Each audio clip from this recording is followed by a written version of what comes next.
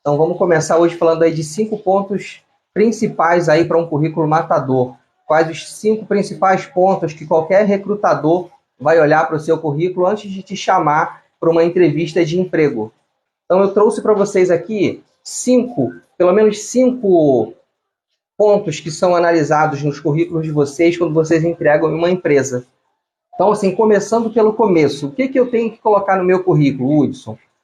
Às vezes as pessoas se preocupam muito na estética do currículo. Como é que esse currículo vai ser construído, qual vai ser a cor, como é que tem que ser a foto, em que letra que eu coloco.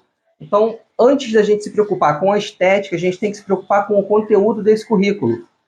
É o conteúdo do currículo que vai te levar ao próximo passo, ou seja, para a entrevista de emprego.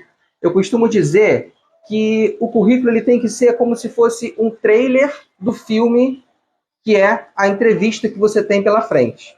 Então, nesse currículo, você tem que chamar a atenção do recrutador para que ele venha, né, a te convidar para uma entrevista futuramente. Então, o primeiro ponto, pessoal, a foto. Às vezes as pessoas dizem assim, eu tenho que ter uma foto de paletó e gravata, ou as mulheres uma foto com uma roupa mais formal. Como é que funciona? Como é que isso é visto pelo recrutador? Na verdade, hoje em dia, a gente aconselha que os currículos sejam enviados sem foto, a menos que lá na descrição da vaga, quando vão pedir o seu currículo, o recrutador peça um currículo com foto.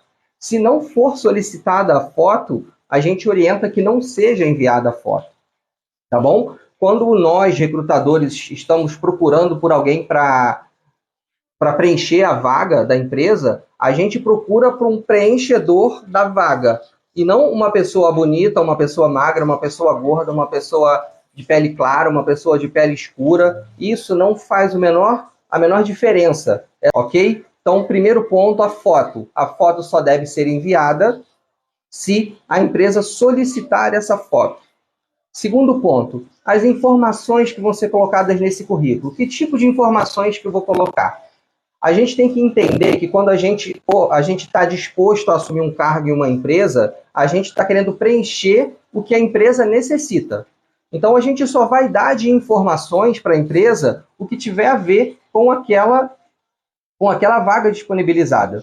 Se você está se colocando ao cargo de operador de caixa de supermercado, por exemplo, você vai primeiro ver qual é a empresa, para qual empresa você está enviando o seu currículo. Esse currículo ele não tem que ser o mesmo currículo a ser entregue para todas as empresas. Às vezes você tem mais de uma habilidade, às vezes você tem cursos em áreas distintas. Então, para aquele cargo, você vai colocar as informações pertinentes ao que está sendo exigido para aquele cargo. Se você tem, por exemplo, um curso de manicure, se você tem um curso de violão, você não vai colocar isso quando você for se colocar à disposição para uma vaga de caixa de supermercado. Terceiro ponto, correção ortográfica e de concordância.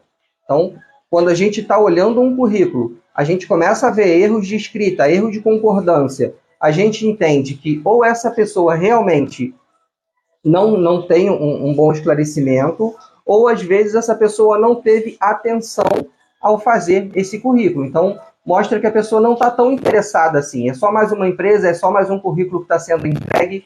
Então, esse seria o terceiro ponto. Quarto ponto. Eu estou falando assim, na minha área, eu já peguei currículos, às vezes, com 5, 6, 8, 10 páginas de informações.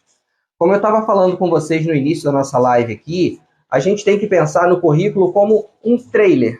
Então, você vai colocar ali somente as informações mais importantes. Qualquer informação extra, isso você vai passar para o recrutador quando ele te chamar para a entrevista. Então, pensem vocês no filme Titanic, que tem 3 horas de duração. Imagina se a gente tivesse um trailer de 5 minutos, de 10 minutos. O trailer do filme vai ser ali de alguns segundos, estourando 1 minuto que seja.